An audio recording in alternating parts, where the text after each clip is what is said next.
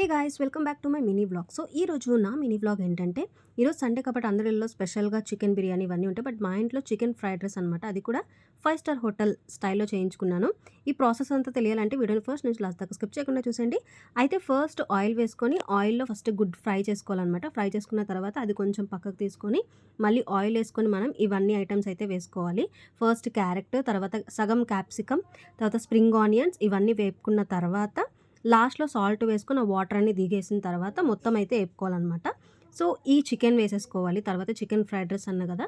ఈ చికెన్ వేసుకోవాలి. ఈ చికెన్ ఎలా ఏపుకోవాలి ఏంటి అనేది నేను లాంగ్ వీడియోలో ఒకసారి చూయించాను.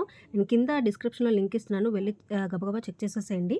అయితే అదంతా అయిపోయిన తర్వాత స్టవ్ కట్టేసుకున్న తర్వాత మొత్తం ఏగేసిన తర్వాత ఈ బాస్మతి రైస్ అయితే వేసుకోవాలనమాట. బాస్మతి రైస్ మామూలుగా మనం రైస్ ఎలాగైతే ఉడికించుకుంటామో అట్లానే ఉడికిచ్చేసుకొని కొంచెం పలుకుగా ఫ్రైడ్ రైస్ కొంచెం పొలుగ్గా ఉంటుంది కాబట్టి ఫ్రైడ్ రైస్ కొంచెం పొలుగ్గా వేసేసుకొని ఆ రైస్ అయితే ఏసేసుకోవాలనమాట.